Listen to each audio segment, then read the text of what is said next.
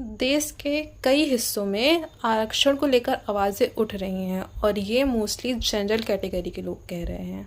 अब प्रदर्शनकारियों का कहना है कि आरक्षण व्यवस्था की समीक्षा की जानी चाहिए और अवसर योग्यता के आधार पर मिलने चाहिए।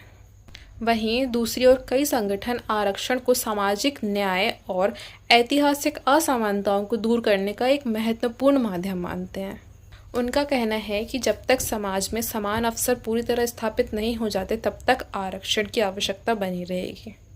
अब आप बताइए, क्या वाकई ये जाति आधारित रिजर्वेशन खत्म होना चाहिए क्या? भारत एक डेमोक्रेसी है और इस आरक्षण का लाभ अगर हम EWS कैटेगरी को छोड़ भी दें तो जिस कैटेगरी को ये आरक्षण मिल रहा है उनकी देश में आबादी कितनी है? वास्तव में देखा जाए तो SC, SC और OBC यह वह वर्ग हैं जिनको जाति के आधार पर आरक्षण मिला जाता है। अब अगर हम सोचें कि देश में इनकी आबादी कितनी है, ये सही है कि OBC आरक्षण 27% दिया गया है, पर 27% देश में उनकी आबादी नहीं है। देश में उनकी आबादी उससे कहीं ज़्यादा है। कुल मिलाकर 70 से 75% जनसंख्या उस समूह से आती है जिस समूह को आरक्षण मिल रहा है।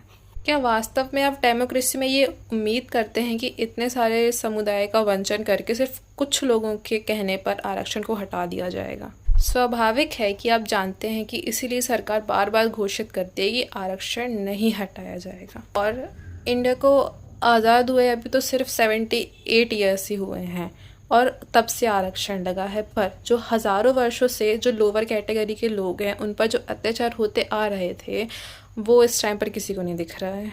अब कुछ लोगों का कहना होता है कि हमारे पूर्वजों ने अत्याचार किया तो उसकी सज़ा हमें क्यों मिल रही है। तो मैं उन लोगों से यही बोलना चाहूँगी कि देश के अभी भी बहुत से ऐसी जगह हैं कि जहाँ पर ये कास्ट सिस्टम अभी भी चल रहा है। अभी भी लोअर कास्ट के लोगों से छुआछूत किया जाता है, उनके साथ बहुत से अत्याचार किए जाते हैं। और अगर आरक्षण हटाने की बात कर ही रहे हैं, मांग कर ही रहे हैं लोग, तो सबसे पहले कास्टिज्म हटानी चाहिए ना, कि जाति पाति हटानी चाहिए।